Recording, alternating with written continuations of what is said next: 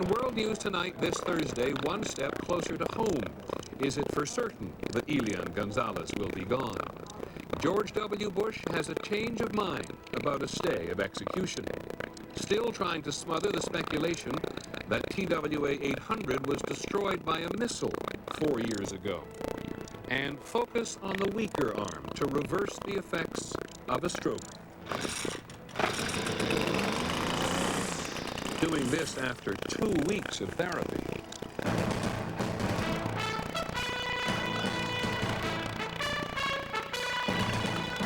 From ABC News World Headquarters in New York, this is World News Tonight with Peter Jennings. Good evening. It's been a while, but once again, the Elian Gonzalez case has been very much at the center of the stage today, and every indication is that it's closer to being resolved in his father's favor, in the U.S. government's favor, in President Castro's favor. This morning, a panel of 3 federal judges ruled that the Immigration Service, the INS, acted properly when it decided not to grant an asylum hearing for the 6-year-old. And so he may go home very shortly. His Miami relatives may appeal, politicians may interfere, but the Attorney General, Janet Reno, has prevailed, and so has Elian's father, as we said. First, we're going to go to Washington and ABC's Linda Douglas, who is near the house where they have been staying. Linda. Well, Peter, today the lawyer for Elian's Cuban father said there is no longer any doubt how this case will turn out. Both Gonzalez and his lawyer urged the Miami relatives to accept today's decision with grace and dignity. Elian's relatives in Miami say they love Elian, but their love and their concern are best expressed today by calling a halt to this legal battle. Sources say Gonzalez has become irritable and is impatient to take his son home. But today he expressed only gratitude in English. I want to thank the American people. Thank you. But lawyers for the relatives were as combative as ever. I still believe that that legal system may yet allow this child at long last to have a day in court before he is relegated to a totalitarian regime. It is not clear what the relatives will do next. They could appeal all the way to the Supreme Court. This morning they did file an emergency petition with the court, but late this afternoon suddenly withdrew it. The relatives also threatened to sue if they are not allowed to visit the boy. If we think that there are credible bases to force that access, we will proceed. But today, the lawyer for Juan Miguel Gonzalez said in all the time that the boy has been back together with his father, the Miami relatives have never called him to try to arrange a meeting, Peter. Thanks very much, Linda Douglas, in Washington tonight. In Miami, where Elian lived for 5 months and where so many Cuban Americans insisted he stay, there was much less defiance than when this fight began. ABC's Ron Claiborne is there. For Elian's Miami relatives, the court's ruling today was a stinging setback. But they called for calm and insisted they have not given up hope. I will keep my faith, and I think the battle is not over with yet. He's still here. He's still in this great country. The streets of Miami were calm. One of the few demonstrations was outside the Little Havana house where Elian had lived with his great-uncle Lazaro and cousin Maris Laces for nearly 5 months. It was a peaceful, though at times angry crowd. I'm very shocked. All of us are very shocked. We all thought that this was going to work out to our favor. But as you can see, we've been tricked again and we've been lied to again. Soon the family will be gone from this neighborhood. They are moving next month to this house, paid for and rented to them by a prominent Cuban-American businessman. In Havana today, where the decision of the U.S. court was announced on a special news report, the reaction was also subdued. There were no street protests, but there was plenty of quiet support for the ruling. I've been anxious all day about this decision, she says. I am very happy now. I feel like it is my son who's gotten his freedom. The Cuban people have been told that the final resolution of this legal battle could take months. But here outside the Gonzalez home, there is a growing sense that time is running out. Ron Claiborne, ABC News, Miami. Thank you, Ron. Our legal analyst, Jeffrey Tubin, now joins us. Jeffrey, if the family decide, the mommy relatives decide to appeal, are they wasting their time? Well, Peter, 4 judges have now heard this case. 3 in the Court of Appeals, 1 in the District Court. They include Democrats, Republicans, liberal judges, conservative judges, and they've all come out the same way. And I don't think there's any reason to think that the Supreme Court or the full Court of Appeals will view this case any differently. And if a sympathetic politician wanted to intervene, what could one do?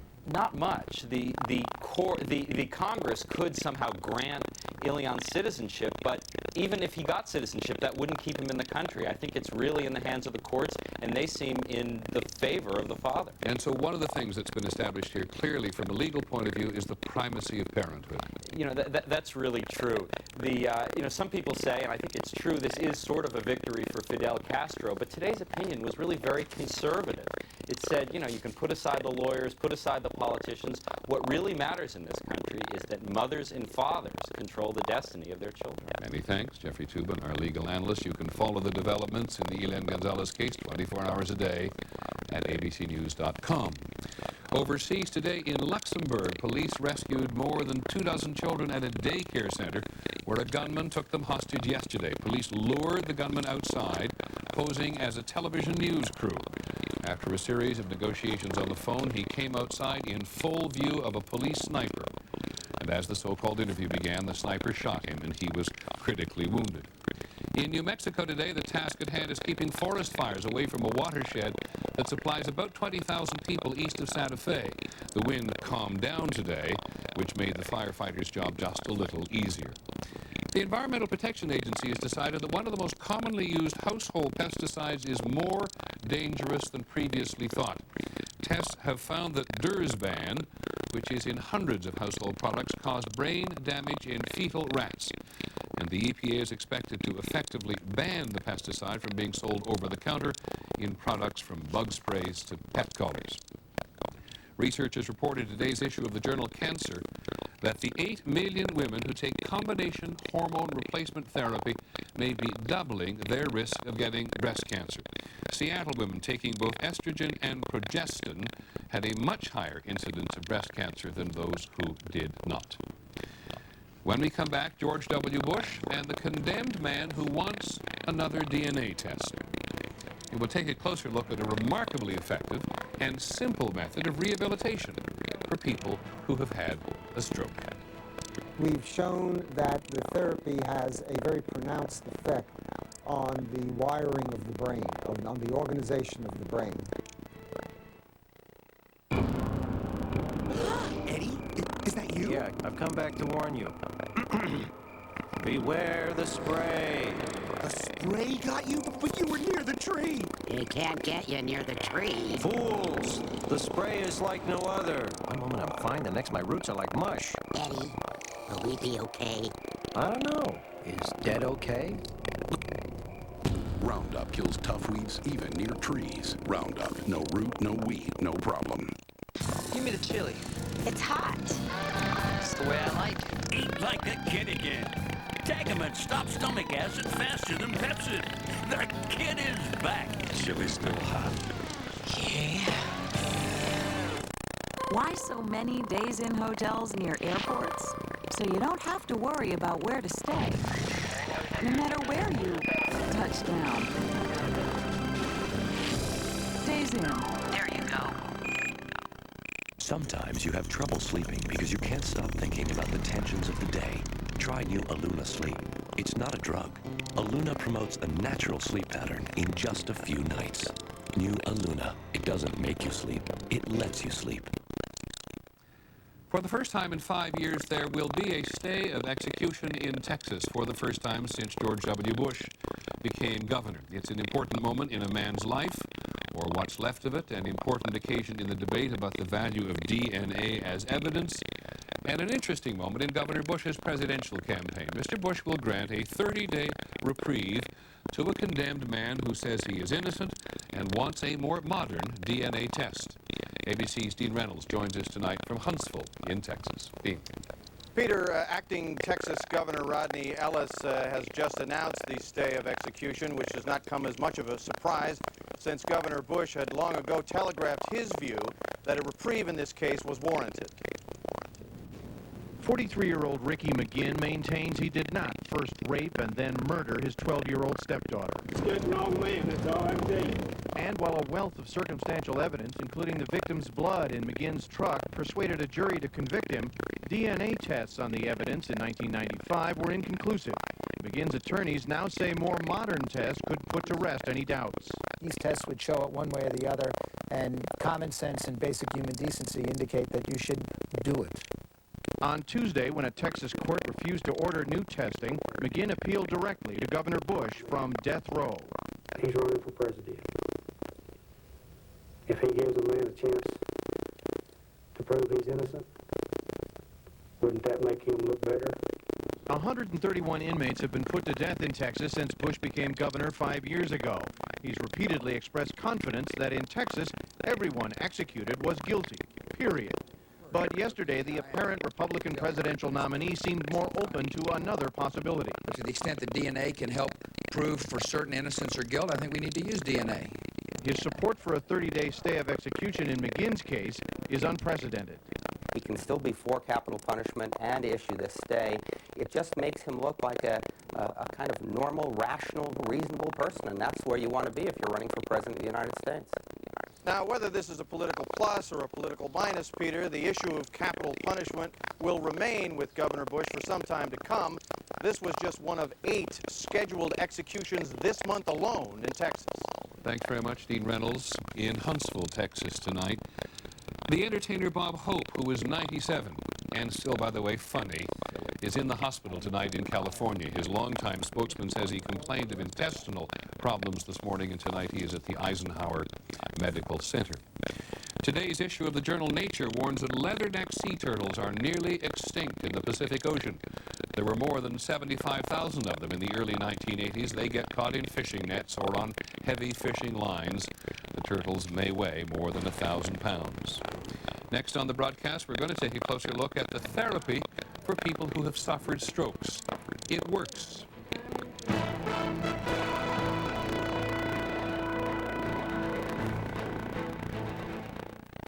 Amazing as it may seem, the same Bayer aspirin you take for muscle pain and backaches can actually help stop someone you love from dying if taken during a heart attack. Peter?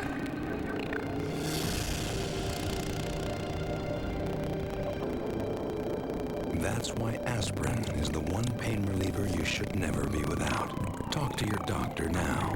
They said you'll be okay. Bayer, take it for pain, take it for life. If you could imagine a bagless vacuum that outcleans all other bagless brands, it would look like this.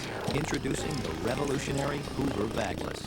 Because deep down, you want Hoover. Cold stuff kill you? Then try new Colgate Sensitive Maximum Strength. It's clinically proven to provide significantly more pain relief than Sensodyne, so you don't have to be afraid of anything. New Colgate Sensitive.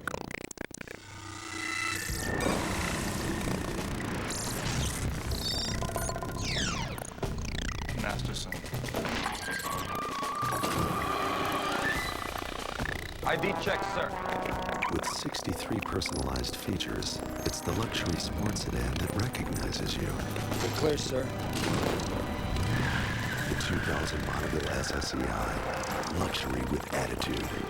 By Pontiac. Who's asking about Viagra? Someone you might expect, and also someone that maybe you wouldn't. In fact, you may be surprised at who's talking to their doctors about Viagra. So ask your doctor if a free trial of Viagra is right for you. Who's asking about Viagra? Maybe it should be you. Tomorrow, Barry Manilow. Live from Good Morning America's own Copacabana, tomorrow. And who in the world inspired you today? Email us at abcnews.com and tell us who you want to know more about. Then watch 21st Century Lives on World News Tonight. We're going to take a closer look tonight at a promising new treatment for people who have had a stroke. Strokes happen when an artery is blocked and blood cannot reach the brain, which can damage the brain and disable parts of the body. Every year, 600,000 Americans have a stroke. 160,000 die. It's the third leading cause of death after heart disease and cancer. Stroke is the #1 cause of long-term disability. Only 10% of those who survive will recover completely. 30% will be permanently disabled. And for the rest, rehabilitation can be such a struggle. Today, in a medical journal called Stroke, researchers report on a therapy that can significantly improve function for people who've been partially disabled. Here's ABC's John McKenzie. Those who survive a stroke usually undergo a frustrating program of physical and occupational therapy. The American Stroke Association says that rehabilitation does not reverse the effects of a stroke, but helps build confidence and independence. For outpatients, it's often 2 or 3 hours a week, for months at a time. But what would happen, some researchers asked, if you took many of these same techniques, these same therapies, and applied them much more intensely? The central, essential factor is the concentration of training which is not done in conventional physical therapy. It is called constraint-induced movement therapy, and it is remarkably simple. In this case, the stroke patient's normal or unaffected arm is restrained in a sling virtually every hour he's awake. Then, focusing on the weaker arm, the patient goes through those same painfully basic exercises, trying to keep a ball steady, loading dry beans into a box, arranging discs in a particular order, not just for 1 or 2 hours a week, but 6 hours a day, for 2 or 3 weeks. The effect in more than 200 stroke patients has been significant. All of them show a substantial improvement in the amount of movement of their arm after the treatment. This is 65-year-old James Faust after traditional therapy. This is Faust after the experimental therapy. 2 weeks on his arm, 2 weeks on his leg. I could see after about the third day, it was kind of like if you turned the light switch on, there was that much difference in my movement. This therapy appears to actually change the function of the brain. Researchers studied 13 stroke patients and showed that the area of the cortex that controls muscle movement recovered significantly after just 12 days of therapy. From before treatment to after treatment, the brain area increased in size by an average of 83%. This is very exciting research because this is one of the first times ever that we've been able to demonstrate that the brain neurons or nerve cells actually change in response to therapy. Researchers say that the therapy is effective in virtually every patient who begins with at least some slight movement in the arm or foot, and that it doesn't matter when they start, 3 months after a stroke or 21 years after.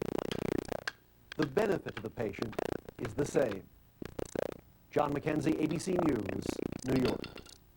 We don't say it often. It's quite amazing. Our coverage of this issue continues at abcnews.com, where there's extensive information about the therapy described in John McKenzie's report. There's also a comprehensive section on assessing the risk for stroke.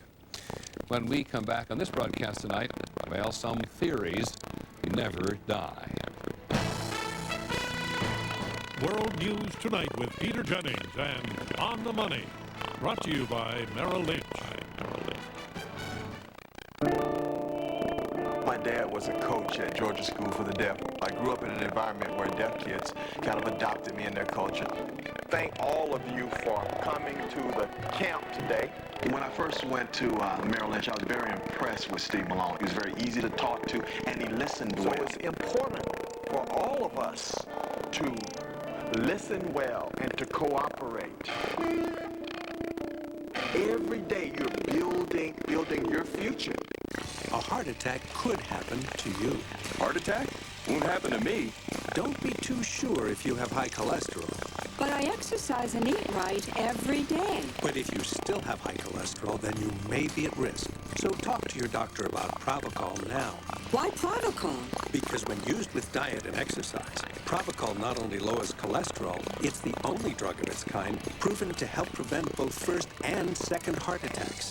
Pravachol, a prescription drug, isn't for everyone, including people with liver problems or women who are pregnant, nursing, or may become pregnant. And because serious side effects can result, tell your doctor about any muscle pain or weakness you experience while on Provocol. Your doctor may do blood tests to check for liver problems. Tell your doctor about any medicines you are taking. Heart attack?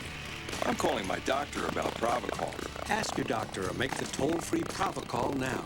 Provocol, the only drug of its kind proven to help prevent both first and second heart attacks.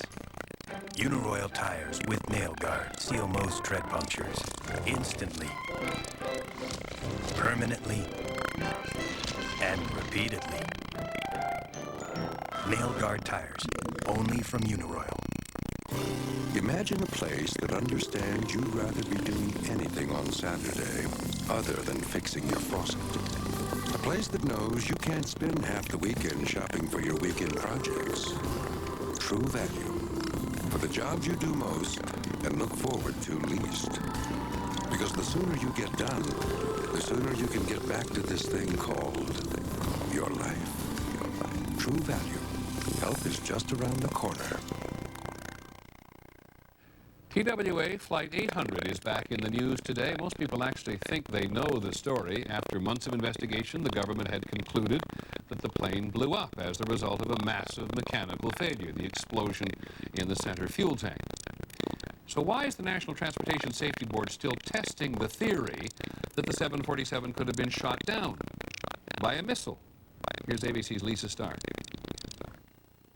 Nearly 4 years after the TWA accident, investigators continue to be pressured by a number of vocal and persistent individuals who insist a missile brought down the plane. They use the internet to promote their theory and to keep the issue visible. One of the theory's main proponents is former Navy Commander William Donaldson. I am not going to stop until the truth comes out. The missile theory first surfaced right after the accident, with eyewitness reports like this one. It was a bright reddish-orange color. It appeared to be a flare going up. But government investigators found no evidence in the wreckage of a missile attack, and CIA analysts concluded what eyewitnesses saw was the jumbo jet on fire, breaking apart. Nevertheless, in an extraordinary effort to deal with the eyewitness accounts, the NTSB in late April went to Eglin Air Force Base in Florida, where 3 Stinger missiles, similar to these, were test-fired under weather and light conditions similar to those the night of the crash. I think they wanted to see exactly what a missile would look like, and I think that's not an unreasonable step for the NTSB to take, given all the speculation. Investigators are still analyzing the missile test, but they stick to their view that it was a mechanical failure, not a missile, that brought down this plane, that there is no evidence to the contrary. Still, it is a conclusion some may never accept. Lisa Stark, ABC News, Washington. On the money tonight, Wall Street saw various signs today that the economy is slowing down and took it as indication that the Federal Reserve may be finished raising interest rates. Not quite sure precisely what they're applauding, but it is a good time apparently to buy. The Dow Jones Industrial Average is up more than 129 points to close at 10,652. On the NASDAQ, stocks were up a fraction over 181 points. Costa Rica has become the first country to offer all of its citizens free email. The government hopes to pay for the service by allowing private companies to advertise. Costa Rica's president says he hopes the technology will bridge social and economic divisions in the country. In Washington today, for the 3rd year in a row, the winner of the National Spelling Bee was a student taught at home. 12-year-old George Abraham Thampi correctly spelled the word démarche, which can mean a course of action. Démarche. D-E-M-A-R-C-H-E.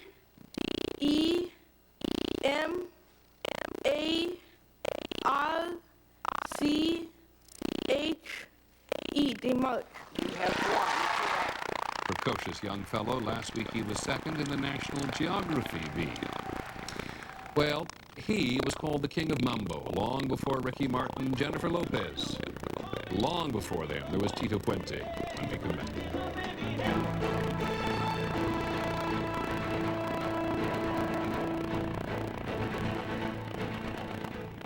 Why so many days-in hotels for the business traveler? So you don't have to figure out where to stay when you're wheeling and dealing and working fly. Days in. There you go. Nature made it. Minwax makes it beautiful with rich wood stains and long-lasting protective finishes. Turning a house into a beautiful home is as easy as turning to Minwax. I felt kind of dumb asking the doctor about a couple of toenails, but they kept getting thicker and flakier. I tried treating it myself. Nothing worked. So finally I just asked him. You know what he told me? It's an infection. An infection. So I asked him, what can we do? He told me about Lamisil tablets. It's a prescription medicine that treats it deep in there where the infection lives. Nails it from the inside out. After 3 months of treatment, I had clearer nails growing in. Now my nails are looking good. Lamisil isn't for people with liver or kidney problems. Rarely, serious side effects on the liver or serious skin reactions were reported, so your doctor may do blood tests. Other side effects, including headache, symptoms of stomach upset, indigestion, and rash, were generally mild. Hey, you can't treat this yourself. You gotta see the doctor and ask him if Lamisil tablets are right for you. Lamisil tablets. Nail the infection from the inside out. Tonight, teenagers attacking, abusing, accused of sexually assaulting their own teammates. High school hazing. 2020 Downtown with a startling look at a tradition turned sadistic. Does your child play high school sports? Better watch Downtown tonight. Just a brief review of the main story. Elian Gonzalez is one step closer to going home to Cuba with his father. This morning, a federal appeals court ruled that the Immigration Service acted properly when it did not grant young Elian an asylum hearing. He will stay here while his Miami relatives decide whether or not they are going to appeal. Finally, from us this evening, one of the country's most influential Latino musicians has died. The composer, percussionist, band leader Tito Puente. He was 77, and he'd had a heart problem. We try, he once said, to get our feelings across to the people. He certainly did.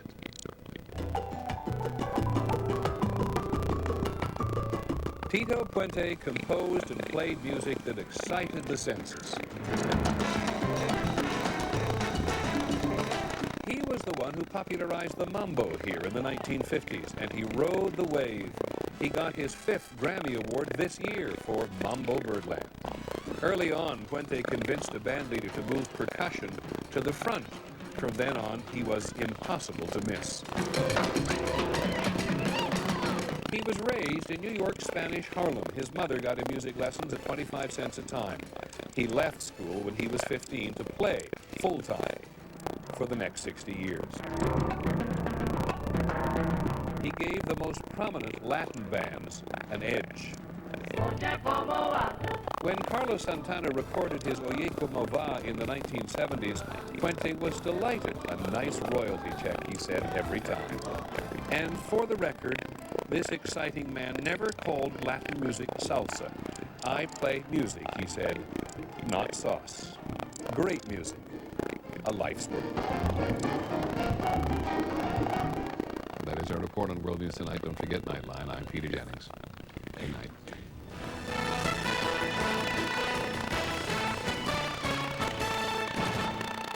This has been a presentation of ABC News. More Americans get their news from ABC News than from any other source. She's cool, calm, and collected. It's all an illusion. Is it really? A little heart pounding right now? Wow. Yeah, well, she's got $64,000 and she's still alive. And all new Who Wants to Be a Millionaire, 9/8 Central, ABC Tonight. And don't forget, you can play along. Just log on to abc.com and click on Enhanced TV. Next at 6, a man on Texas death row gets a last-minute reprieve. Could modern science end up saving his life? Plus questions tonight about the safety of a popular pesticide used on lawns all over North Texas. And his music was loved by so many. Tonight, Americans mourn the death of Dallas resident and disco king Johnny Taylor. News 8 at 6 is next. A little this, a little that. What are you doing exactly? You know, this stuff goes great together. You know we make those. It's called a Sonic Blast. Oh. Excuse me. Dive into a new Sonic Blast, the only one blended smooth with real Reese's peanut butter cups. Or try Oreos, M&Ms, or Butterfingers. They taste as good as they look. You can even sprinkle them on a sundae for a cool new twist. But only at Sonic, your summer flavor place. Should we risk Canadian-style price controls on America's prescription medicines? Ask Canadians. They say their health system is in crisis. Government price controls there interfere with doctors and patients, and bureaucrats switch too many seniors to older, cheaper, less effective medicines. Some Canadian cancer patients are even bused to the U.S. Call Congress. Don't let Canadian-style price controls cost you your medicines.